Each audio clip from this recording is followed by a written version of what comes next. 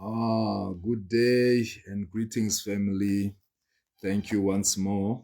I'm Lucas Nkosi.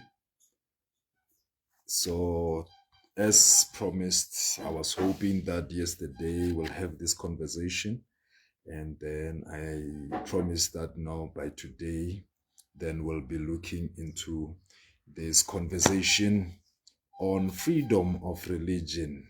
According to the South African calendar, we call this month, the Human Rights Month.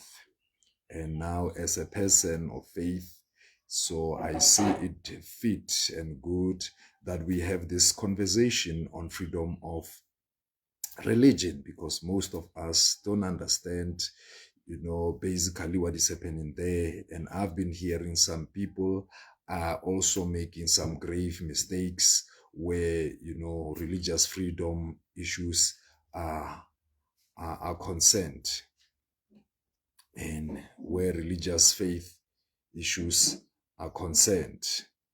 Now we are going to start first and foremost, before I delve into what I've promised yesterday as to the background of what informed the clauses within the South African Constitution regarding freedom of religion. We are going to look into the Constitution of our country, the South African Constitution, and we are going to look to, it's so interesting that within our constitution, there are more laws about religious freedom and, the practice of our faith, more than others and so on. Some, they appear once and so on, but freedom of religion, the manner in which is so important to us, it appears more than once. Now, I do understand that some of you will catch up with me live now, and some will catch up later with this conversation, but we are going to continue now.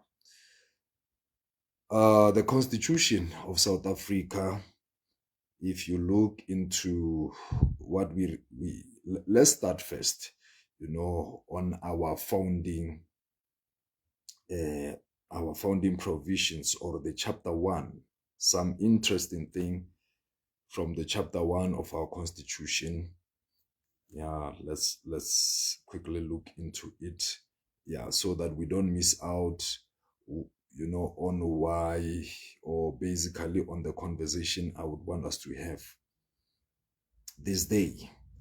Now, if you look at the chapter 1 of our constitution, it speaks of the founding provisions, meaning the provisions on which our constitution is based, or the founding provisions, meaning your foundational things that are undergirding our constitution.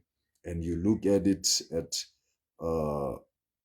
especially section 1 of our constitution, it speaks, and then I'll look into as well the first 3 sections, and then I will zoom into the sections that deals with religious freedom then later on. Now, here's what section 1 of our constitution, the chapter that deals with our founding provisions.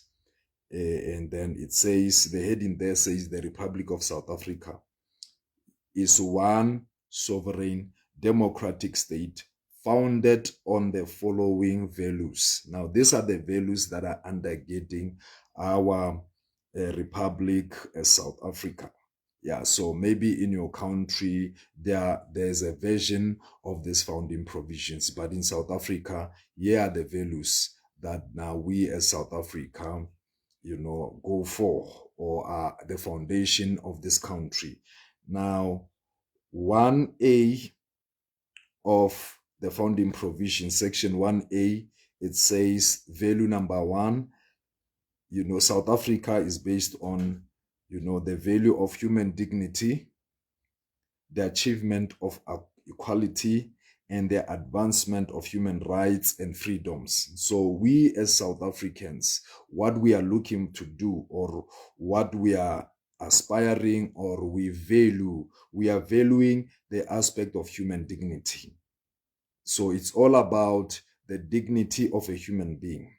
And then secondly, the achievement of equality. Yes, we acknowledge that currently we are not equal, but this is something that we are continuously aspiring until we achieve it.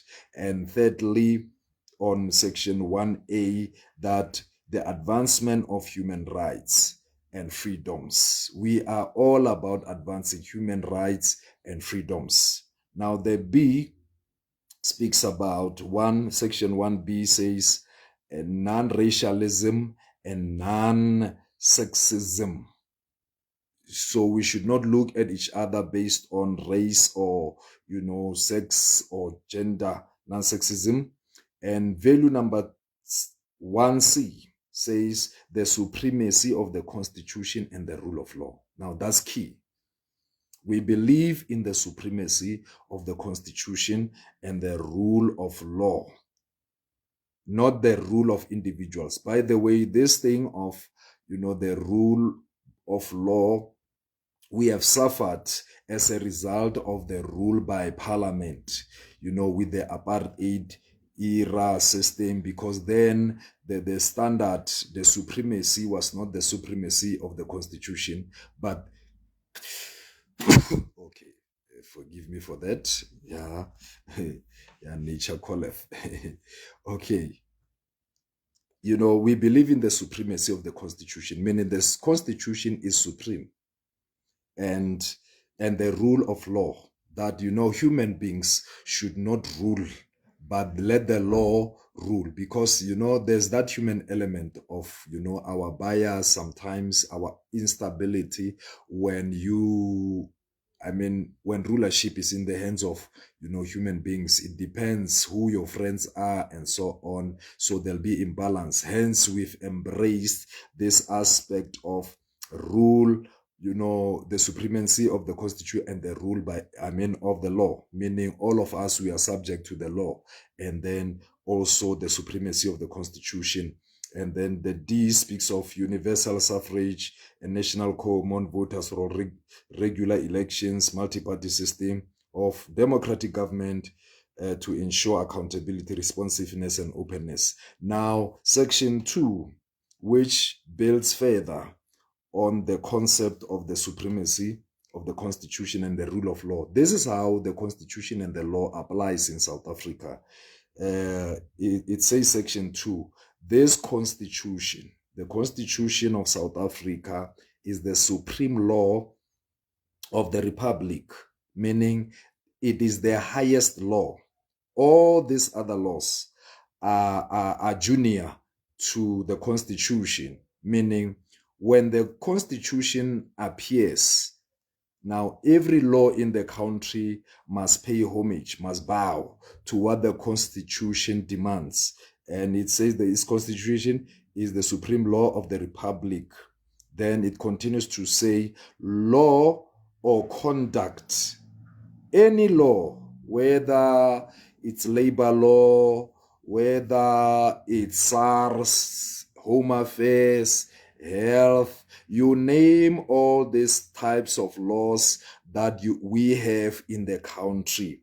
Now, here's the standard regarding those laws. It says, law and conduct. Some things may not be laws, but they may be conduct. Whether from organs of the state, conduct maybe from your juristic persons or your natural persons. Any law or conduct inconsistent with it, meaning with the Constitution, any law or conduct that is inconsistent with the Constitution is invalid, and the obligation imposed by that law or conduct, the obligations imposed by the Constitution must be fulfilled, meaning the Constitution is the boss. So if we are to argue and debate matters and issues, that are concerning this country, we should listen to what the Constitution is saying regarding those things. And even if there can be legislation, other laws, whether regulations or whether conducts, whether from the organs of the state, whether juristic persons, whether individual citizens, that happens there in those spaces. Now, like, the constitution becomes the final arbiter on those issues. Whatever, the constitution has the final say on those issues that pertains to law, to conduct, and as well as issues relating to organs of the state. Whatever that may be, a law, a conduct, a regulation, a policy, the constitution of the country has the final say. So it's the big boss, of all these things. Now, the other aspect, mind you, it is the constitution that speaks of the founding provisions in section 1, meaning the constitution upholds human dignity and it upholds, the aspect of equality and human rights, because of this is what the constitution requires of us. And the constitution requires us that we should not look at things based on, race or sexism. We should not, the aspect of universal suffrage, or adult suffrage, that we should have a common voters roll, regulations for election, and all those things. These are provisions that are made by the Constitution of the Republic. Now, here's the key one, the important one that we normally take for granted, which is section number 3. It says, 3.1 says there is a common South African citizenship. Where citizenship is concerned, there's no citizen who is higher than the other or lower than the other. Citizenship is common. And the 2 of section 3.2 says all citizens, whether they are natural persons, whether they are organs, juristic persons, all citizens are equally entitled. The A says equally entitled to the rights, privileges, benefits of citizenship. And B says, and equally subject to the duties and responsibilities of citizenship. Now, where citizenship is concerned, now section 3 says we are equally entitled. Equally entitled.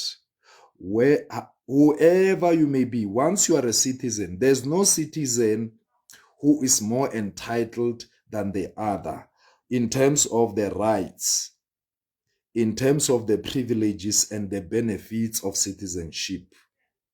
All the benefits of when you are a citizen of South Africa, you are equally entitled to the rights, you are entitled to the privileges, you are entitled to the benefits of citizenship. Now, let me paint this picture clearer to say, the president is as well a citizen of this country.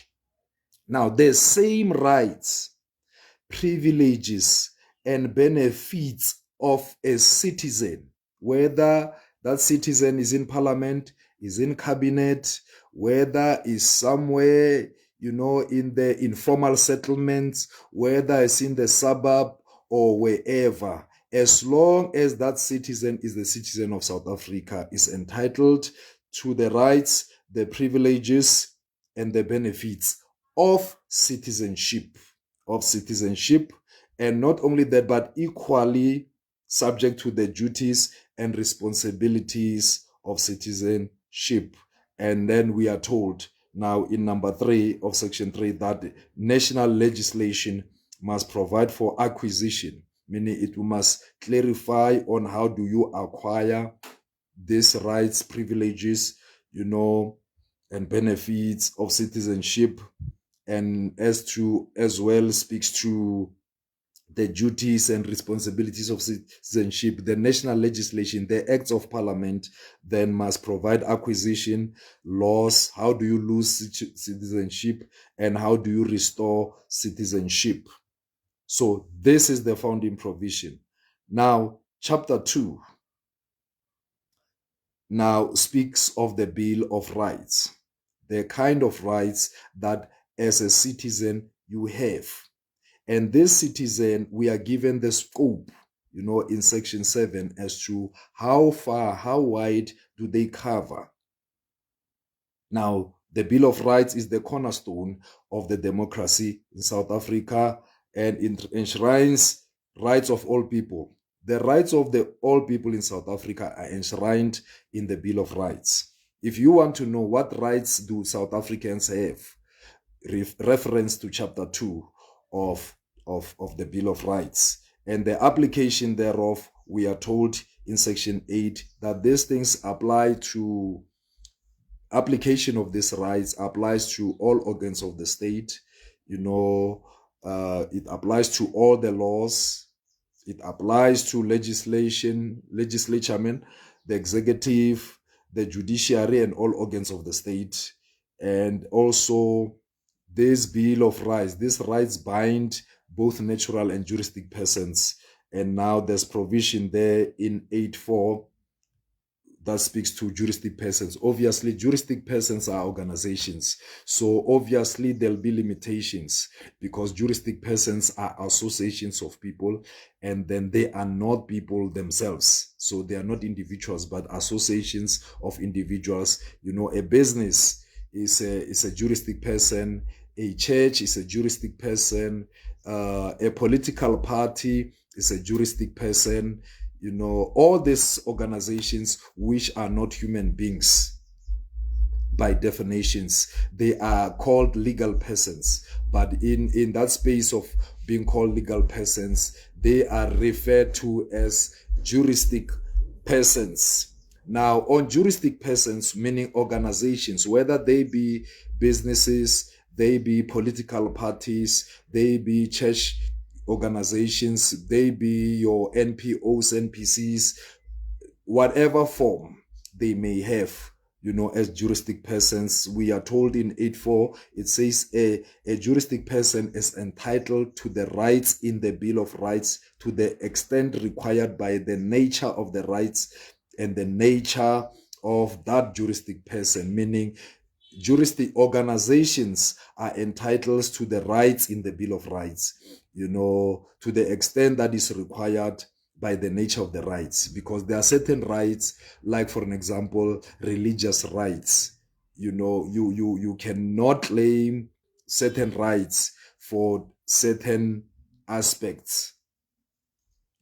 Some rights, by definition, they explain themselves that they apply to particular juristic persons, and others will apply to certain juristic persons. So as far as required by the nature of the rights, and as well as the nature of that juristic person, we must bear that in mind. And lastly, on that aspect, I highlighted previously in our conversation about the aspect of equality before the law.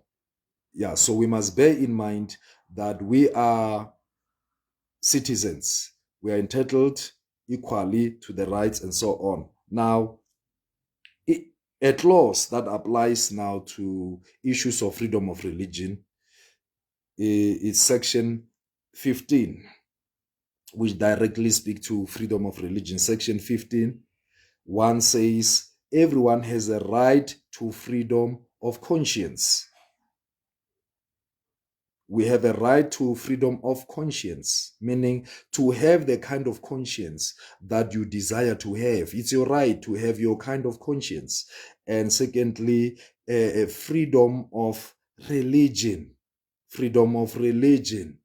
To practice whatever religion that you want to practice is there as a freedom. A freedom of thought, meaning think, whatever ideas that you may have, the thoughts that you have a freedom to think your own thoughts. Nobody should say, think a certain way, don't think another way. a freedom of belief. Whatever belief that you want to uphold in South Africa, you are free to whatever belief that you want to believe it, and as well as opinion. Now, the 2 of section 15, then it gives us, other perimeters and so on, or the scope at which your conscience, your religion, your thoughts, your beliefs and opinions can expand to. It says religious observance may be conducted at state or state-aided institution. Now, this speaks to the exercise of your conscience, your religion, your thoughts, your belief, your opinion.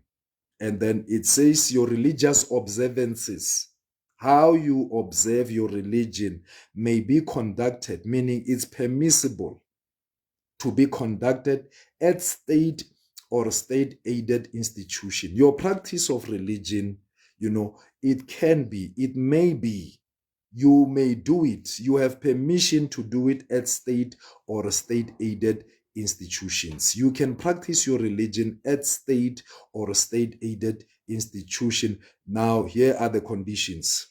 Provided that these observances follow rules made by the appropriate public authorities, meaning, yes, you may go there, but observe the rules that are in those public that are set by public authorities, meaning in those state or state-aided, institutions. You may go there, practice your faith, but subject to the rules, that are appropriate or that have been made and appropriate as said by public authorities in those spaces. A school is a state and a state-aided institution. If you want to practice your faith at the school, there are rules within that school that applies to that. So mind the rules there. And then it says they are conducted on an equitable basis, meaning you should not be deprived of practicing that, because maybe you are treated somehow, you are looked somehow, to say, you are not your kind of belief, we don't like it or not, on equitable basis, meaning let everybody, have a room to do that, as well as attendance at them is free and voluntary. Now, here's an interesting one. It says attendance at such places which are the state or state-aided, then attendance must be free and voluntary. Don't force people to attend your religious observances at state or state-aided institutions is one of those things. And then Section 3 speaks of marriages and, and other aspects. Now, and other aspects. So it's very much important that there's provision, and then within the Constitution, to exercise your freedom, even in state-aided institution. But now there are other provision. Now this one is not direct, but I think the following 2 that I'm going to highlight, they are related to the freedom of religion, although not directly so. Then you'll understand why as I explain. The other aspect is the freedom of expression. It says, which is section 16. One says, everyone has the right to freedom of expression. You are free to express yourself. And then it says, which includes freedom of the press and other media. Even as a religious person, you have provision. You are a citizen, remember, and the rights are equal. Even you as a religious person or a person of faith, you can express yourself, and expression includes freedom of the press, other media, freedom to receive and impart information or ideas. So you must not look down on yourself when you want to express yourself through media or the press, you want to receive the kind or impart information or ideas, you are free to do so as a South African citizen, even when you are a religious person. And the freedom of artistic creativity, you can express yourself through the arts. And also academic freedom, study as much as you want. And freedom of scientific, make a research, even as a religious person, to research things, you have freedom to do so. But now section 16.2 sets up now the perimeters. It says the right in subsection 1 does not extend to as free as you are. It doesn't mean use your freedom now of expression for a propaganda for war. Don't instigate propaganda for war. Don't incite. B says incitement of imminent violence. Do not incite violence as you express your ideas, your thoughts, and so forth. And as well, C of 16.2. 16.2C says not advocate for hatred that is based on race, on ethnicity, on gender, on gender or religion that constitutes incitement to cause harm. In however, whatever that you're expressing, even as a religious person, in your exercise of that right, of your freedom of religion, now merit to how you express it. Don't do it in such a way that incite harm to people or is sowing hatred. Yeah. And then one of the constitutional court ruling was saying, no, because something is hateful, it doesn't mean harmful and so on. Yeah, but I'll remember that and clarify that because sometimes you are hurt by truth, a particular truth, but now, so there's a ruling around this that will give you clarity. But the basic principle says you should not incite for harm. Don't harm other people. Don't provoke other people to war, to violence, and so on. Right. Now, the other associated freedom, which is relevant as well, to remember what Section 8 spoke about, provided that these rights, especially for juristic persons, we should look at the extent required by the nature of the right, and as well as the nature of that juristic person. So for a church or a faith gathering, or for religious people will also want to express themselves, but they should not do it in inciting wars, propaganda for wars. They should not do it, for in the expression to incite imminent violence or advocate for hatred. There should not be hate. We may disagree, but that should not descend to a point where now we sow hatred. We can love each other and still disagree, and sharply disagree, robustly disagree, without hate, because hate is another thing, right? Now, the other aspect that is also relevant is everyone has the right to freedom of association. Now, this one is so interesting because some people choose to go to places, especially of religion or of faith, and the next thing they act like, okay, as if you were forced to associate with that particular community, religious community, be it a church, a mosque, or depending on whatever religion, as if you were forced to belong to a particular faith group.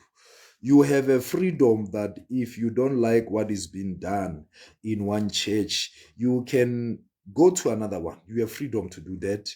You can even go to whatever belief, whatever religion you choose. If the values in that association do not align to your beliefs, your thoughts, your opinions, you don't have to force yourself in that space or try to condition that space to suit yourself and so on. Yes, those ideas might be shared in that space and so on. But when people don't accept your views, your thoughts, your beliefs, and so on, you are free to move to another space, a community of other people who believe in the things that you believe. You have freedom to do that.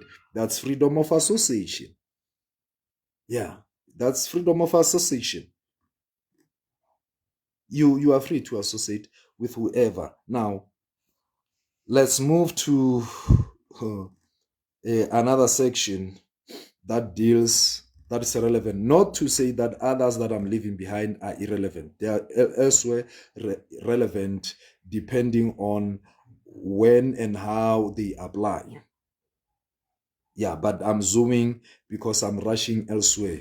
I wanted us to have this foundation so that what I will deal with, and I promised even yesterday, then we will zoom into that from a background of this understanding of what we see within the Constitution. And if you then have the copy of the Constitution, just go to your Google and then write South African Constitution PDF, download it, have it with you. Have it with you so that you can always reference, to say, because you are mindful of your rights and how you exercise them, and as well as the obligation that are expected from you as a citizen of the country. And in this context, even as a religious person or a person of faith. Now, section 31. Section 31. Section 31 of the Constitution says, and now this section 31 most of the time is being misquoted. I've heard one senior counsel misquote it and arrive at the wrong conclusion regarding this provision in section 31. I also heard the chairperson of the CRL now and then, misquoting this section to say we are not in the business of protecting individual rights. We are in the business of protecting religious communities. That's an error. It's a misquoting of this. That's why it's important that is every time a law or a section of the Constitution is being quoted, go and reference and check it for yourself. Check it for yourself if that thing says so before you arrive at wrong conclusions. Because in her deduction of what she's saying, to say we are not in the business of protecting individual rights or pastors' rights, we are in the business of protecting religious communities, and therefore I'm for, then she's emphatic and say I am for religious communities. And that's an error. There's nothing like a group right in section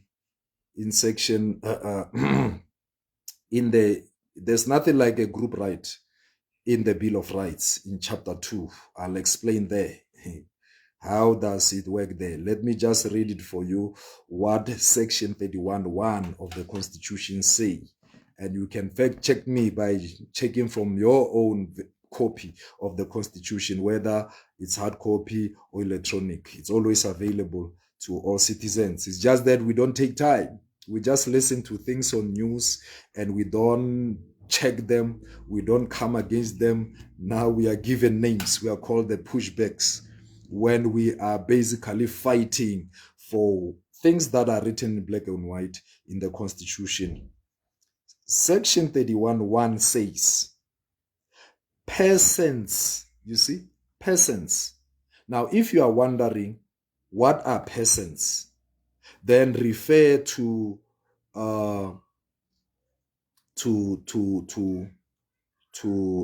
section 8. Section 8 tells you of natural persons as well as juristic persons.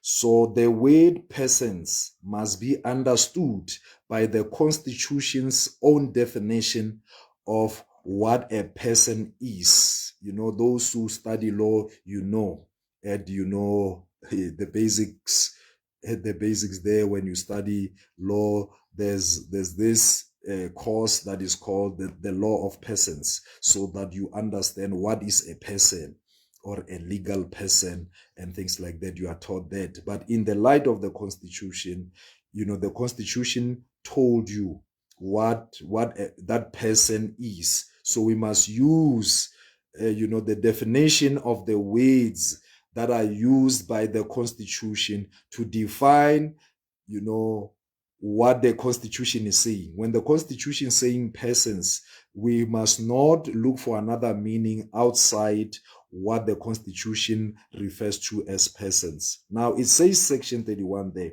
It says persons belonging to a cultural, religious, or linguistic community may not be denied the right with other members of that community. You see? So the provision of section 31, it's a provision for persons. Section 31 of the Constitution is referred to persons. Now, by persons, an individual is a person. An association of individuals, which is a juristic person, is part and parcel of persons, meaning whether you are an individual or a collective, a community of individuals, this clause, this provision is for you.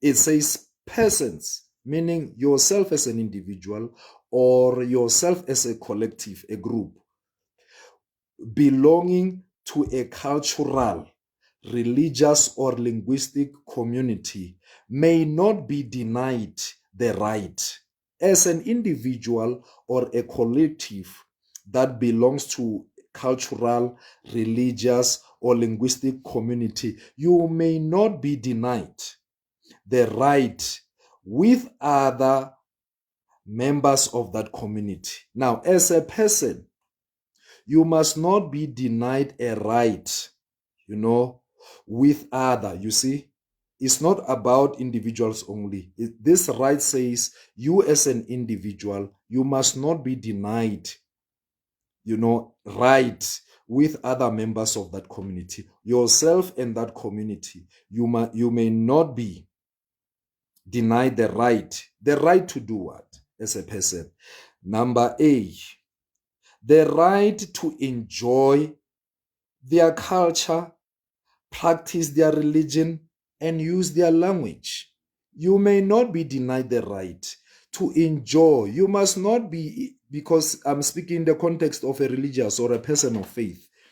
The Constitution says you may not be denied the right to enjoy the culture, the practice, of your religion. The practice of your religion, the practice, they must leave you alone as an individual. You must be left alone as an individual. You must be left alone as an individual together with that group of people or members of that community. In this context, yourself and the people who believe in what you believe in. You should not be denied the right to practice your religion. Practice your religion as you believe in it. If you are Christian, practice your Christianity, and that must not be denied. If you are Rastafarian, practice your Rastafarianism. If you are Muslim, practice your Islam. You may not be denied as yourself and your fellow Muslim, or yourself and your fellow Christian, because you believe in same things, and these are your type of people. There's a principle in Amos, there, 3 verse 3, it says, can the two work together unless they agree? If you don't agree with a particular community, what are you doing in that community of people? Because you don't believe in what they believe in. That's why sometimes I see debates sometimes on tithes, to tithe or not to tithe, and things like that in communities. If you don't believe in tithing, in terms of the constitution, find a community of others who believe in tithe, who don't believe in tithing. Others believe in tithing. Leave them alone. That's their belief. Yeah. But however you would want to engage such communities, you are free to do so, because you have freedom of expression and to express your ideas and thoughts and so on. But it should not be, a do or die situation, kill one another, over, these trivial things that people believe. Yeah, if we are to engage and challenge each other, let's challenge each other on, in the marketplace of ideas, and win each other through dialogue and discussions and debates, but not by compulsion. But whatever belief you may have, nobody should infringe. Like, for an example, the state must not infringe. If you are a community that believes in tithing, the state, or whoever it may be, or fellow citizens, they should not infringe, into that space. If you are tithers, you believe in tithing, the state must not step into that zone to say, hey, what are you doing with tithes, and so on and so on, and then try to legislate your belief in tithing and so forth and so forth. So it's that community believes in tithing, they prefer to tithe, let them do it. Other community don't believe in tithing and so on, let them go ahead and do it as they believe it. The constitution allows you to believe as you want and enjoy doing it. And if you are not now a person who believes in tithing, for an example, and you are in a group of people who don't believe in tithing and you believe in tithing, there's a mix, you are in a wrong community of people. Go for those who value what you value, so that you can be happy and enjoy in that environment. Don't try to impose, your beliefs in a community that doesn't share the same values. Don't impose and say, Ngenkani, they must do it because I'm a member of that community.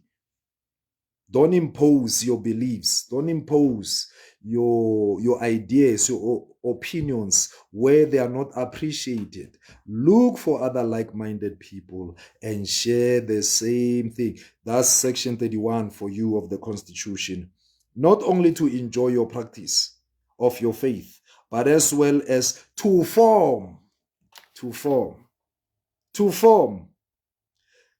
You have a right to form, to join, and maintain your cultural, your religious, and linguistic associations and other organs of civic society.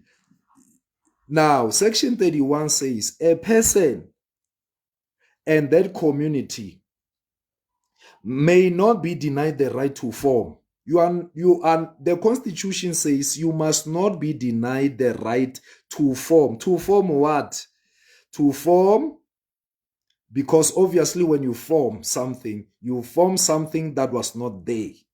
Now, within the context of religious space, you can form your religion, or you can form your community that believes like you. Yes, we have multiple churches that are available out there and so on. You can form your church because of whoever is available now in terms of values. You may find yourself in a space where you don't share the sentiments and the beliefs, as well as the values of, the establishments of religious communities that are available. They don't speak to what you value, and you feel like forming another community or a variant of Christianity that is aligned to your opinions, your beliefs, and so on. You can form it. You can form it. That's why we have a Kabula church today, because if you listen to their history, they are saying, no, we like going to church. But when we try to go to churches, they are judging us because we like alcohol. So therefore, we formed Kabula Church to cater for those who love church and they like their alcohol. Constitutionally speaking, they are correct to do so. You may differ with Kabula Church on the use of alcohol as part of their religious practice and so on. Now, they have the right, is their right to Kabula and do church according to their version of church.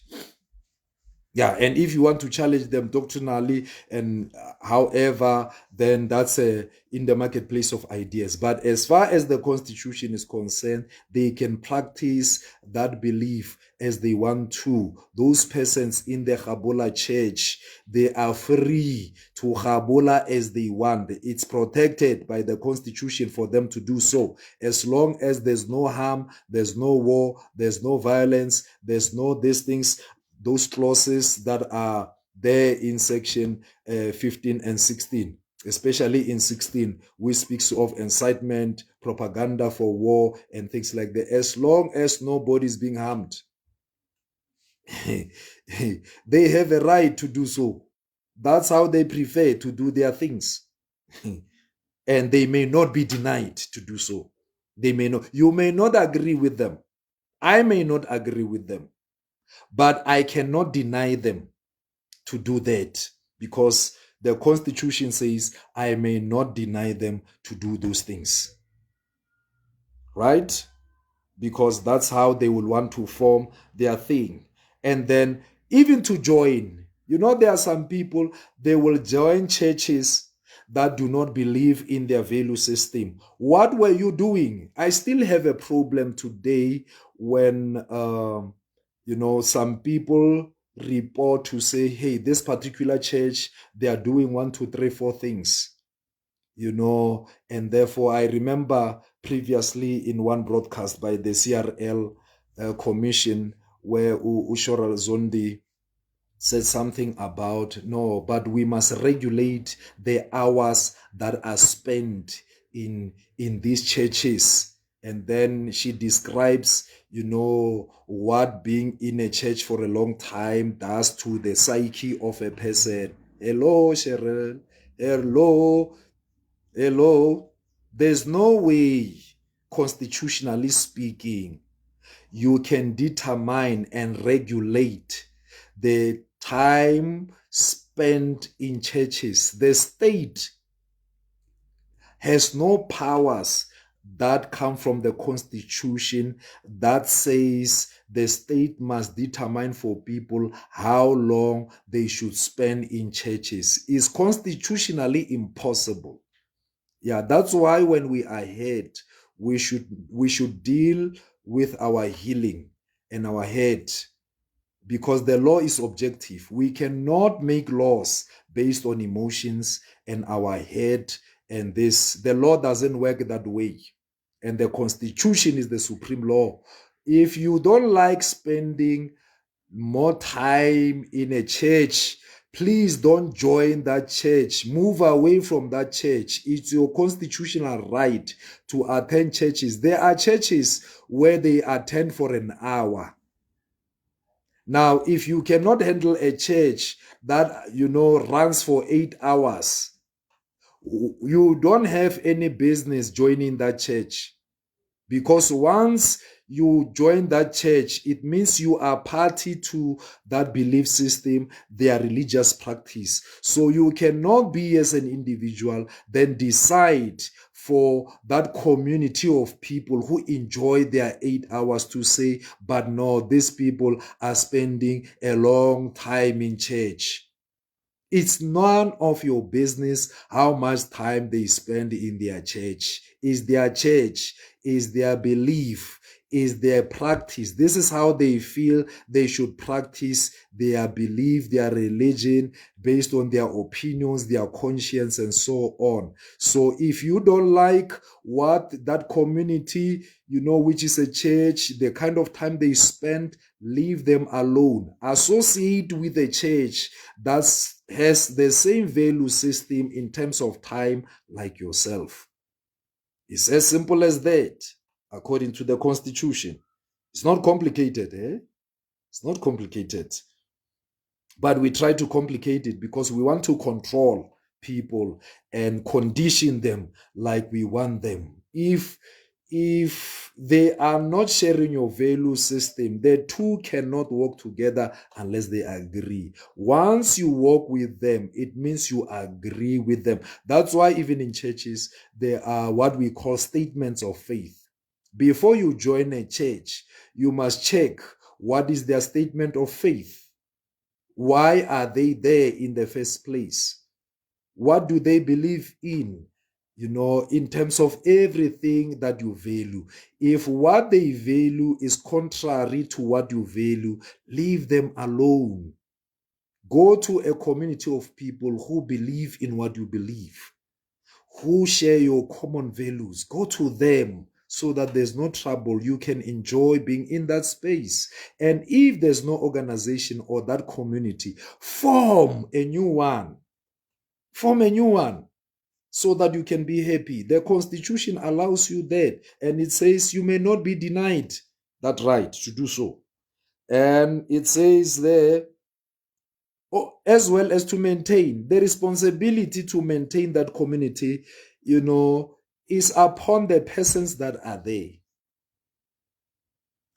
However they see that they will maintain, whether it's their cultural group, their religious association, or linguistic, however they will feel like we want to contribute to the maintaining of this according to how we feel. And it's up to them. You have no business getting there, within the framework of what is available in terms of the law. That's why we always say, let it be according to the law. And it says the rights, the 2 of section 31 says, the rights in subsection 1 may not be exercised in a manner inconsistent. You see, that's the limitation there. Inconsistent with any provisions of the Bill of Rights, meaning as we do that, we must bear in mind other provisions that are within the Bill of Rights, including section 36. But now we must meet the qualifiers. If we are to limit anything, any right, we must meet the qualifiers that are in section 36. So you can't limit the time in which people fellowship to say, no, let's reduce the time. What are the qualifiers for limiting people's time? Because firstly, you must deal with, do you believe in what these people are believing? And if you don't believe in what they are believing, why do you want to limit how other people practice their faith? When you are not member of their faith, when you don't believe and subscribe to what they believe, what business are you having meddling in other people's beliefs and so on? You are not part of that, you are not compelled, you are not forced to be part of that community. So why try to regulate? Why try to tell people within their framework? They enjoy doing something. Now, you can't be there from the outside and say, no. You are an arbiter of something that you are not part of. And you don't have business doing that. As long as the question that you must deal with is this thing against the law or the Constitution? And then meet the qualifiers. And if there's a breaking of the law, the breaking of the Constitution, even the spirit of the Constitution, which is something, bigger than just the letter of the spirit of the Constitution, you see it in the founding provisions of the Constitution. Now, these things that we are talking about, and we've been talking about, through different formations, the likes of your Council of Charismatic Churches, the likes of your South African church defenders, the likes of Freedom of Religion SA, your anti-regulation summit. Hey, by the way, we have an exciting one. We are just from Albert, and there it's been exciting. The brilliance, the wisdom that is in the kingdom. It was so exciting, being there, sharing with our brothers from different, it's so beautiful. Hey, kingdom of God is so vast, and God has his best team. All these, formations that we are referred to as pushback type of people. What we are fighting for, it's simple. We are fighting for our citizenship and our city. There is rights of ourselves as citizens, and then the rights that are protected by the constitution of the country. We are championing for the constitutional rights, the Bill of Rights. It's a fight against our right to say we do have a right to do things our way. We can't be told by the CRL and other people, but they come into our business, want to tell us about our business, and so even that thing that is pushed by CRL to say, hey, Section 22, for Christians, and so that thing. But the parliament never told CRL to form such a thing. It never told them to do that thing. They've hijacked something that Parliament said, let the sector itself look for solution for its own, sector. They were saying, practice your Section 31 of the Constitution. See to it that whatever makes you enjoy your faith, handle it your way. But as you do it, please make sure that you don't violate, the constitutional rights and even the laws of the land. And why we are saying we don't need such regulations as proposed by the CRL is because the existing laws are sufficient. And we are happy to hear even previously Mam Nomvula Mkonyane, stating an ANC position after we've challenged them at Luthuli House to say, you can't state your case. What are you saying? What are you saying as an organization? Other organizations are clear on matters of faith, and religion and this.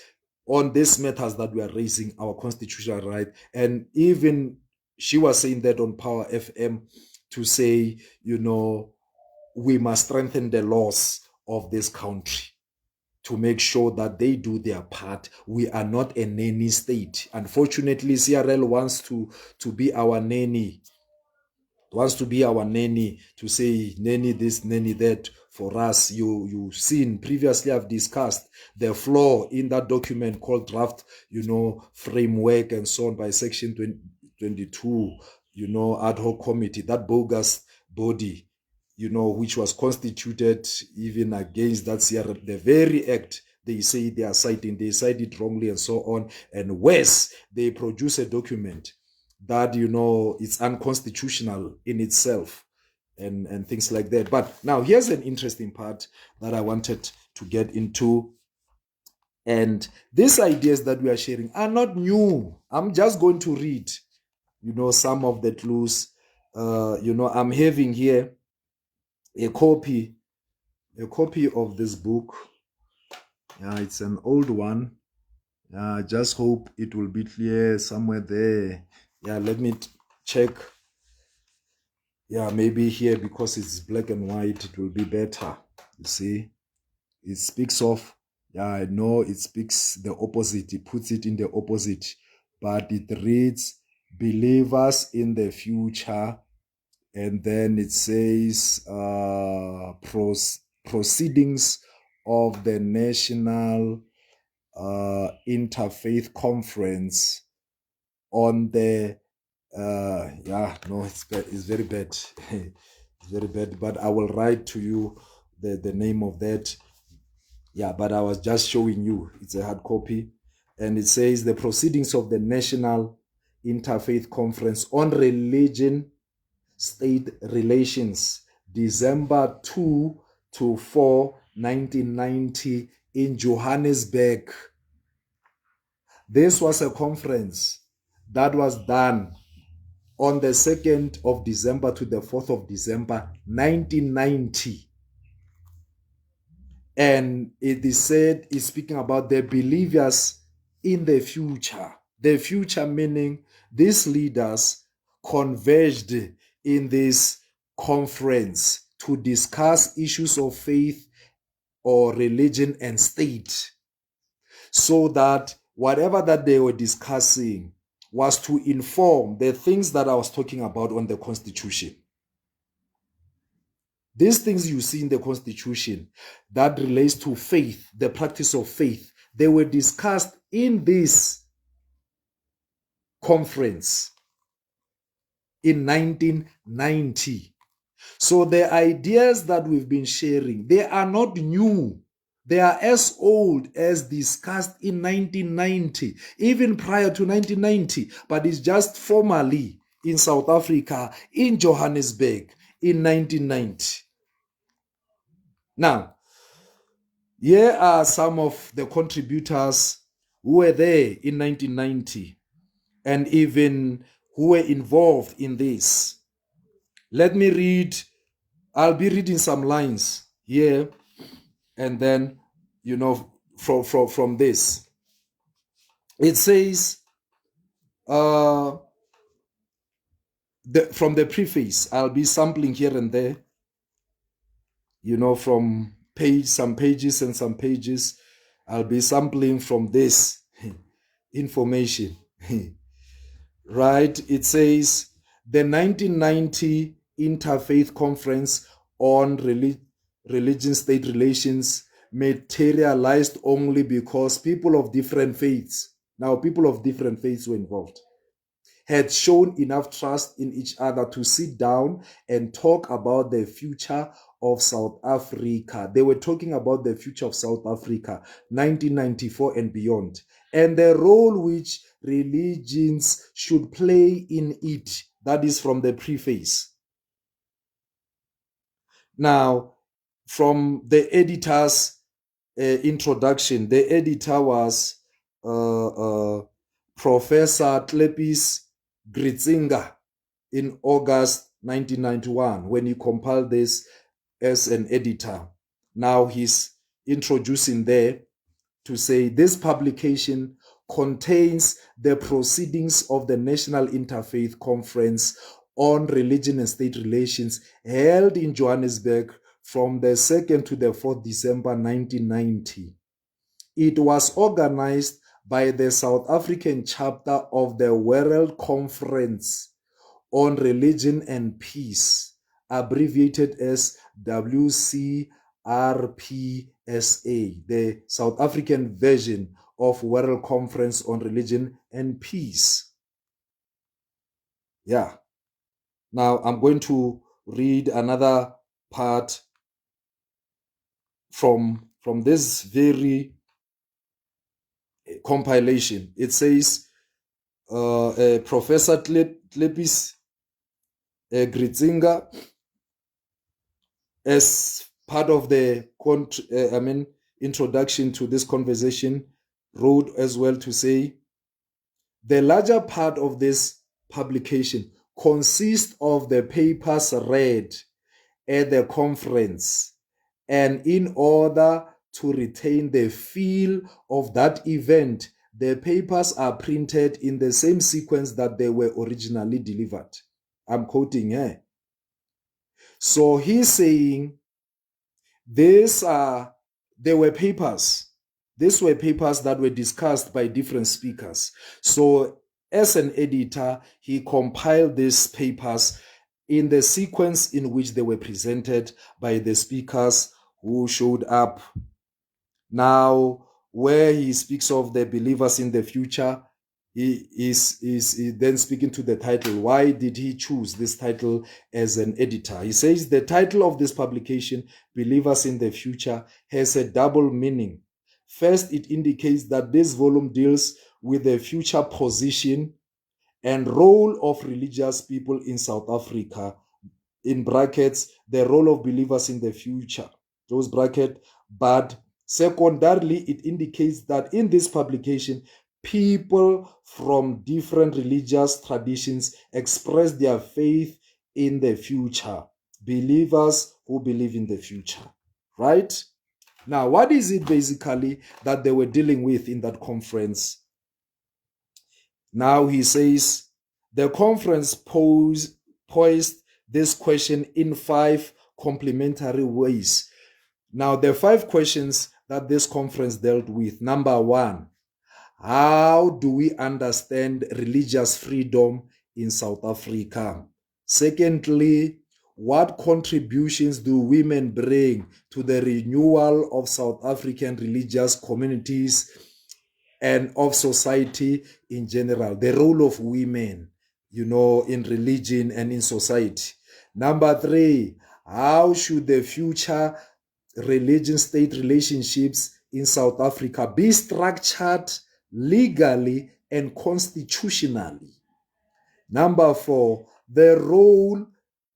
what role can religious communities play in the moral and spiritual reconstruction of South African society? Number 5, what is the wider African and global context in which this needs to take place? They were dealing with these 5 questions in 1990. I said the first one, how do we understand religious freedom in South Africa? Secondly, the role of women, contributions women bring to the renewal of South African religious community. Number 3, future religion-state relationships in South Africa. Number 4, the role of religious communities in moral and spiritual reconstruction of South Africa. Number 5, the wider African and global context in which this needs to take place.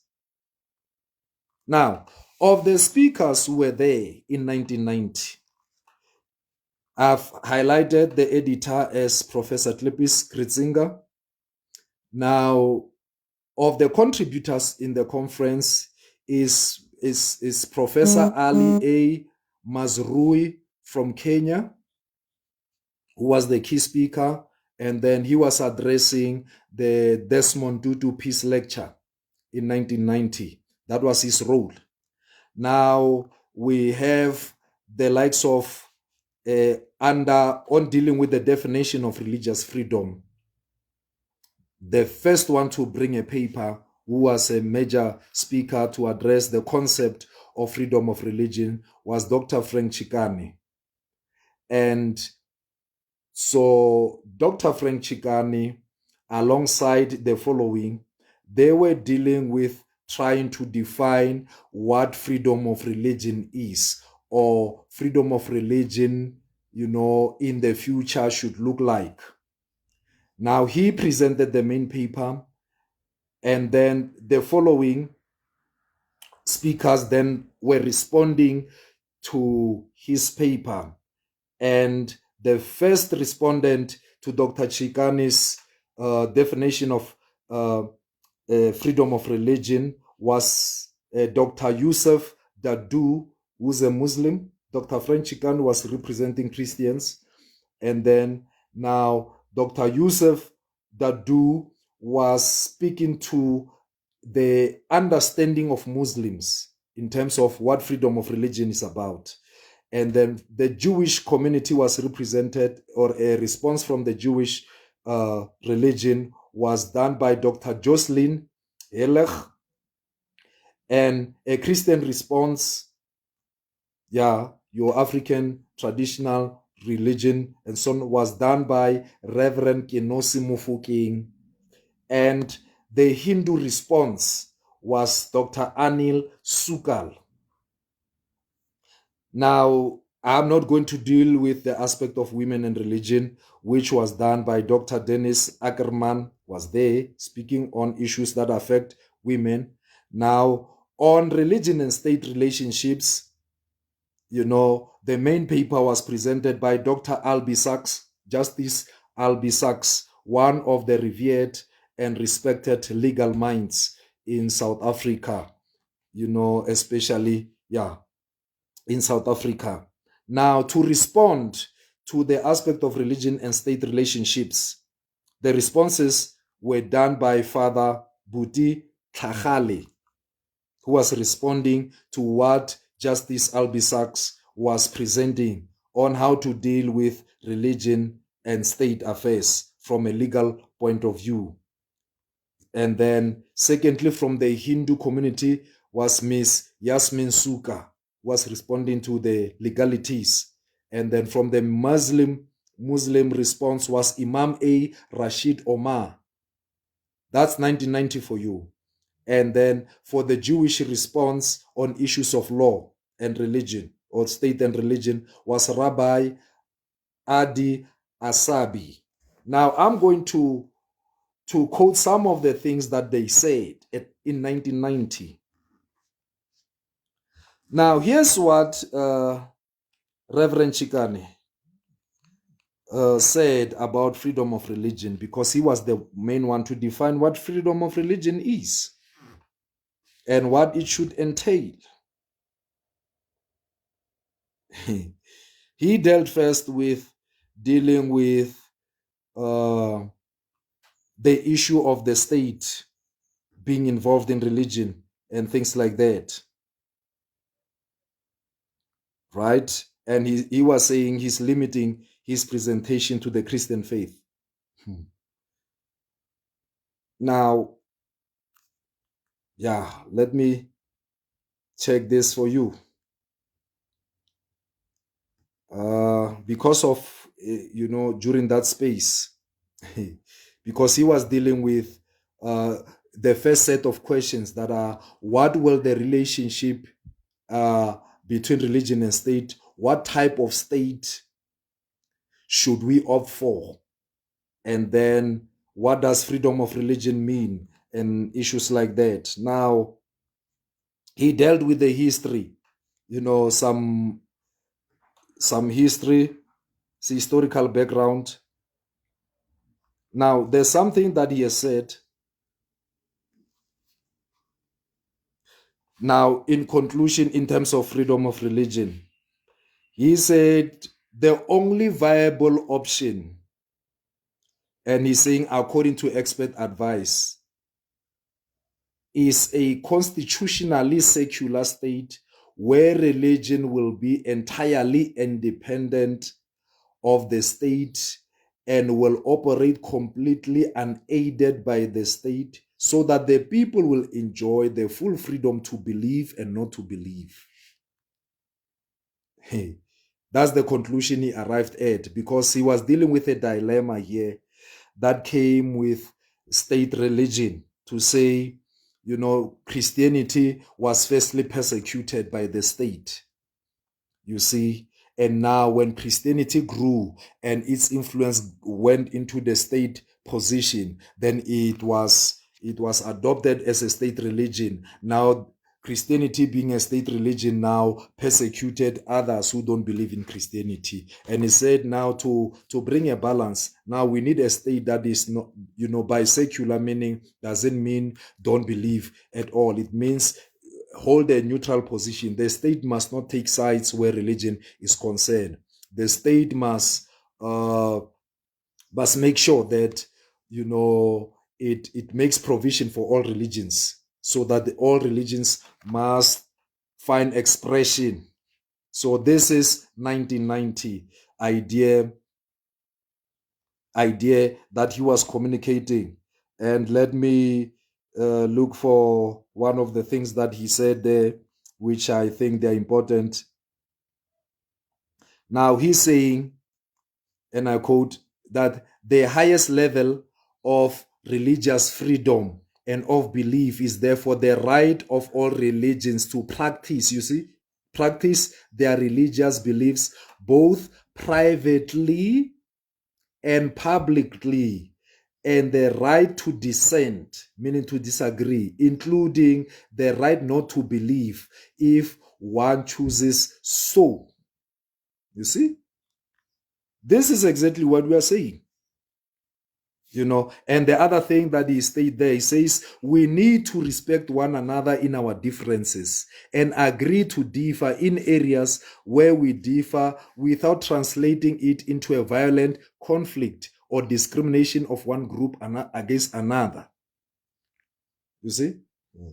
These are some of the things that he's highlighting there.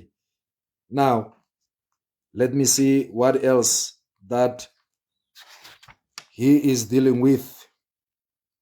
Now, as a form of his concluding remarks on this aspect, he's saying that there be a clear separation between religion and state, that we opt for a constitutionally secular state where religion will be entirely independent of the state and operate completely unaided by the state. And now he's also citing the provisions in the Declaration of Human Rights. Now, this is what Dr. Dadoo is saying in terms of religious freedom as a Muslim.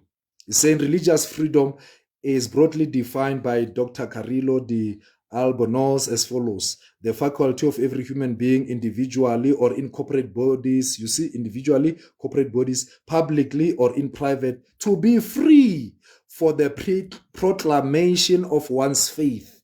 He's saying you must be free to proclaim your faith and the expression of its implication among the people, you see. So he's saying, after quoting Carrillo de Albornoz, he's saying a post-apartheid South Africa needs to be a non-theocratic state promising a broad humanistic approach to religious freedom so that all could enjoy this bounty in the most equitable manner possible. Yeah. So among the things that he also highlights, he's speaking of 5 categories that will constitute proper religious freedom. To say liberty of conscience, right to determine one's faith without hindrance. You should not hinder people to exercise their faith. Liberty of religious expression during preaching and teaching of religion is one of those things that he's highlighting. He's highlighting the aspect of liberty of religious association with core believers. Those who believe in the same thing must have liberty. The liberty of the association is subject to the same limits imposed to all association by non-discriminatory laws. And he's speaking about as well corporate and institutional religious freedom.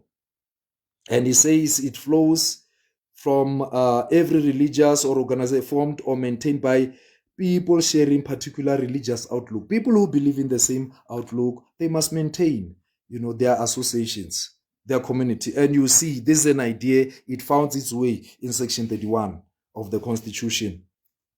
Now, then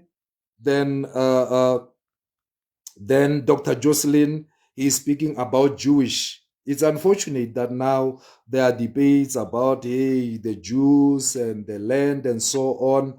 Dr. Jocelyn highlighted the issue of the land of Israel, that the Jewish faith is connected to the land of Israel.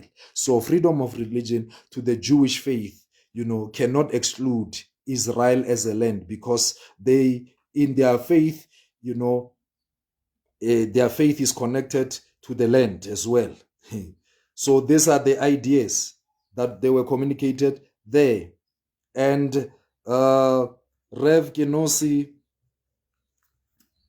now's highlight was that since religious freedom is one of the human rights, the Constitution of the New South Africa should make room for all religions. Religious freedom, in the true sense of the word freedom, should be allowed with no strings attached, no do's and don'ts, and where the government limps, Reverend Kenosi said, where the government limps, meaning when the government does not do proper things, all religions must have a prophetic word of advice. Where government is going astray, all religions must have a prophetic word of advice. The government is not the people's government if it suppresses with an iron fist the constructive criticism of the people and chooses to be tyrannical and terroristic. You see? Right. Now, here is Dr. Anil Sookal. His thoughts on freedom of religion. He says, every individual should be afforded the opportunity to freedom of thought, conscience, and religion, the freedom to profess his or her own faith. And he continues to say, I quote, in our search for constitutionally acceptable mode, we should not only look at the West or at the Eurocentric models. Our search should also include India, Southeast Asia, and Africa. The Indian subcontinent is a good example of a secular state. The Hindu mind is a secular mind, and Hindus would favor a secular state for the new South Africa, where there's a mutual coexistence and respect of each other's religions and cultures. And he says, if we can nurture this spirit, we can develop really beautiful models and give the world something to speak of. In the new South Africa, people of faith must work together and accept each other as fellow South Africans without trying to stifle each other's spirit, without being power-centered. Now, here is what he's saying about being power-centered. He's saying, if there are 500 Baha'is and 500 Rastafarians in South Africa, they must have the same privileges. Remember what I said from the Constitution about citizenship and the benefits and the privileges and the rights of the citizens. Now, Dr. Anil Sookal is saying, if there are 500 Baha'is, 500 Rastafarians in South Africa, they must have the same privileges, the same rights and liberties, and the same opportunities as 30 million Christians, or 500,000 Hindus, or 1 million Muslims. We must not be power-based on a numerical scale. We should not use numbers to suppress other people's beliefs. You remember what the CRL said? They said, no, but this people, they constitute 45 million. Therefore, based on them being in their numbers, therefore, that's why we did what we did.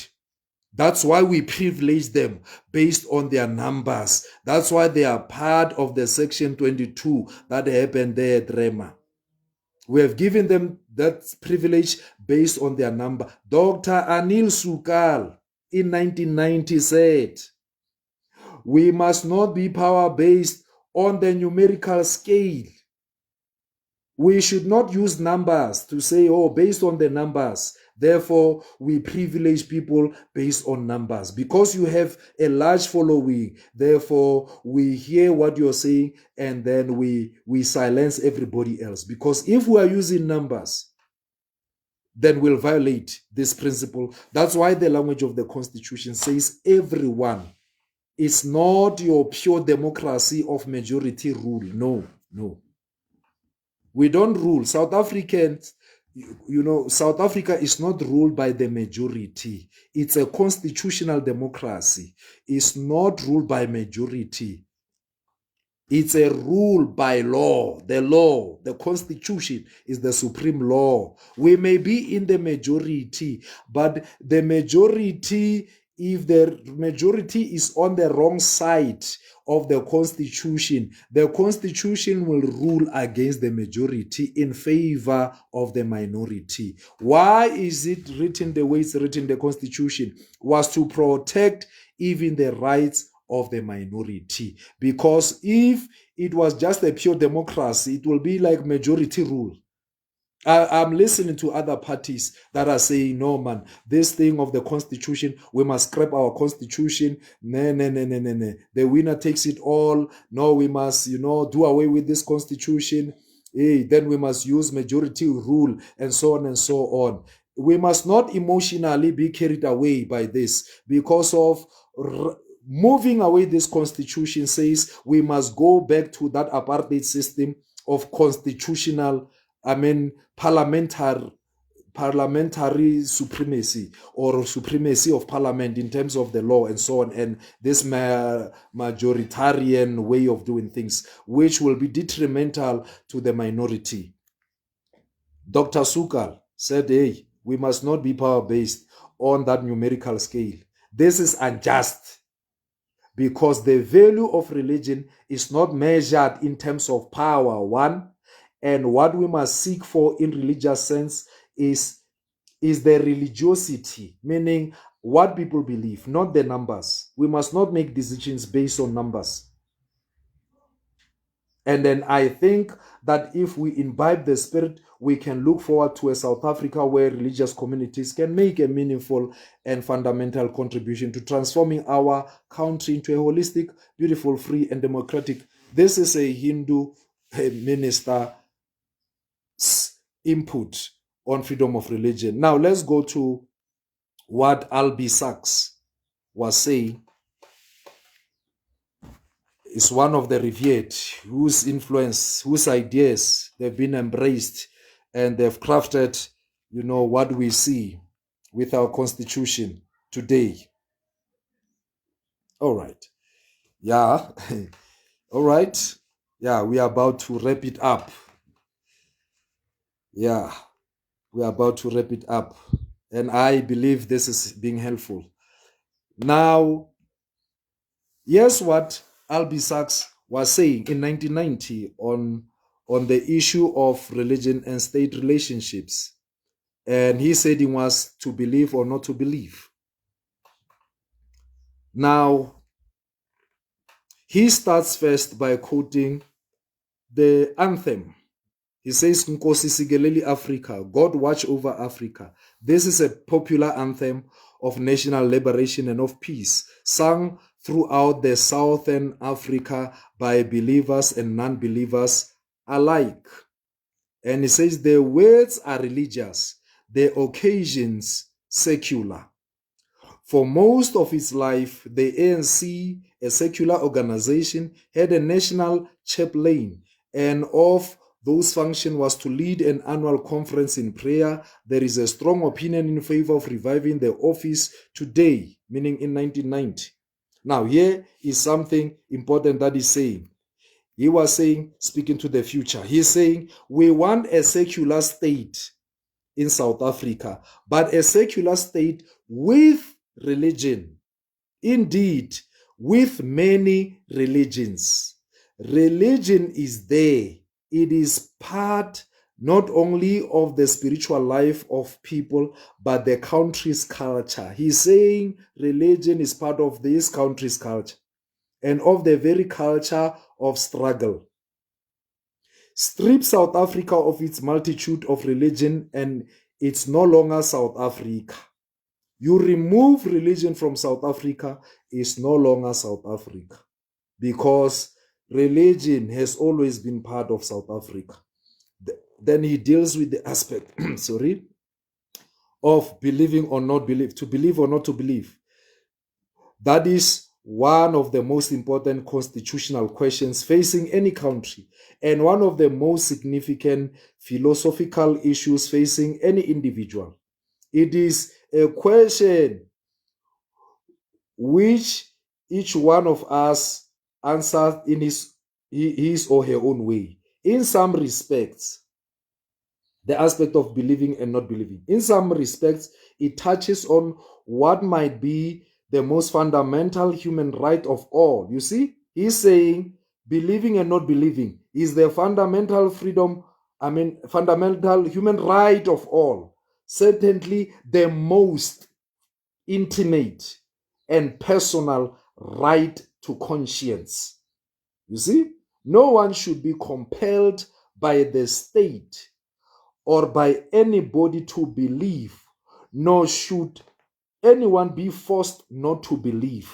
Belief by its nature is something personal, intrinsic to the individual.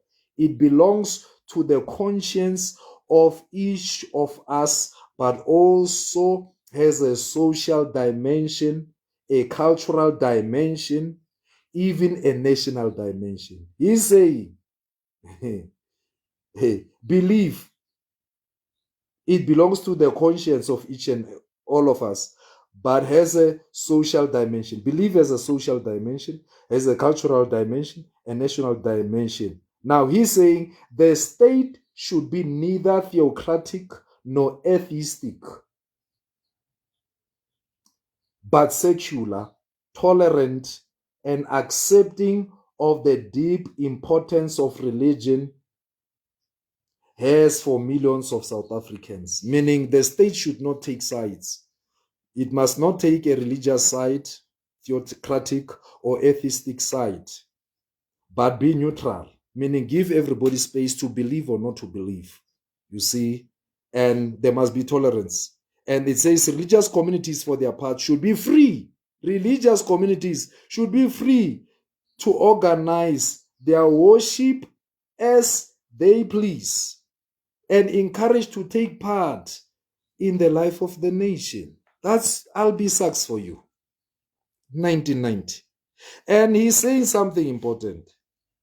He's saying this is one of the most important areas of asserting the simultaneity of the right to be the same and the right to be different, meaning we must be allowed to be the same as well as to be different. In terms of the general civil, political, legal rights, all South Africans have the right to be the same, independently of their beliefs.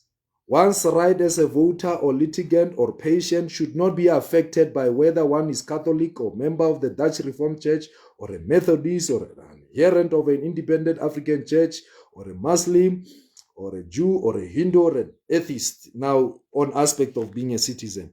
So there must not be discrimination based on religion. These are 1990 ideas, and they so sound like, you know, today. Today, when we repeat them, we are called pushbacks. You know, we are called pushbacks for reciting what was said in 1990. Now, Miss Yasmin from Hindu Religion, quoting Albie Sachs, says, Albie Sachs talks of a constitution in which we, the people, participate and say what we want. I agree with that. But I have one reservation. I do not think that we as people of religion should ever stop being the conscience of the nation, because we do not know whether the judiciary will ever be separate from the legislature. Is she saying, no, we participate at all levels, even or, you know, on issues that are raised by the judiciary, we must have our say, and issues like that. Now, let me appreciate your time, because I'm passionate, you know, to educate. You know, there's a lot I can say, but I'm simply saying, in summary, the ideas that we are talking about, the so-called pushbacks, they are not new. These are 1990 ideas. You can check Dr. Frank Chikane's biography.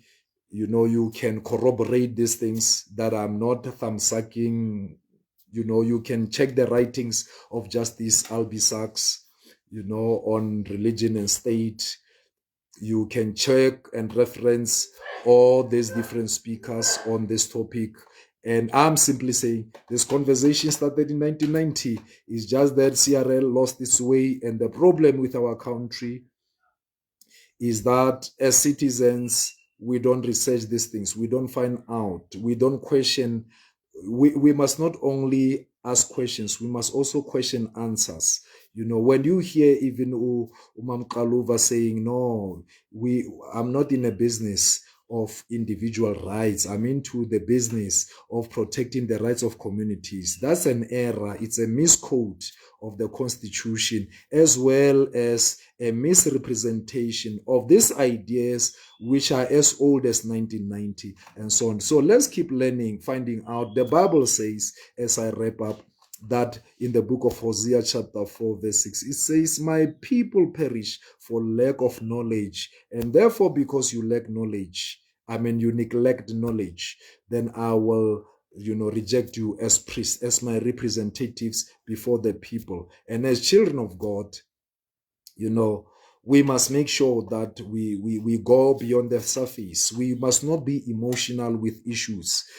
Just because you see something on TV, it doesn't say it's correct. Just because something is said by someone with a PhD, it doesn't mean it's correct. Just because something is said by your favorite apostle, your pastor, and so on, it doesn't mean it's correct. Let us be like, the Christians, of Berea. My friend Apostle Ray, was highlighting one post about the Bereans. Let's be like the Bereans, so that when speakers speak, we should not take what they say at face value, research it to establish if what they are saying is so. There's an error even in what was said. It's an opinion from Parliament, from legal services at Parliament. And I saw CRL was celebrating that even legal services says, hey, we are correct in how we formed Section 22. And they were so happy and posted it on their social media. They were celebrating error because Parliament legal services committed an error, So an error, even if it's an error from Parliament, is still an error. Just because something comes from Parliament or from the judiciary or from the executive and so on, their constitution is the supreme law of the country. And this country is ruled by the law.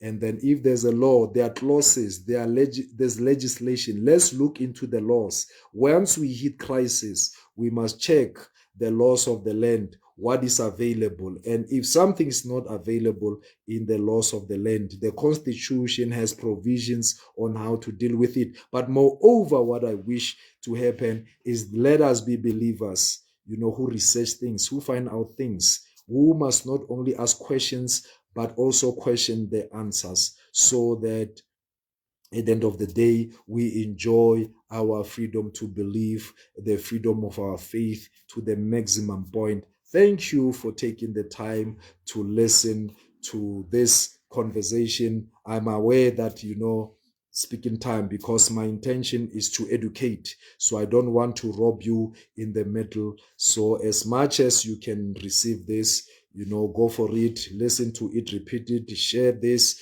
to others who may need this information so that it be helpful, because our religious freedom is under threat, yet it's protected by the Constitution, the law, and the international law. But because we don't know, we will be robbed, of our freedoms, and somewhere we will sell our birthright, and subject ourselves to things that are not supposed to subject us, in the first place. May the Lord richly bless you.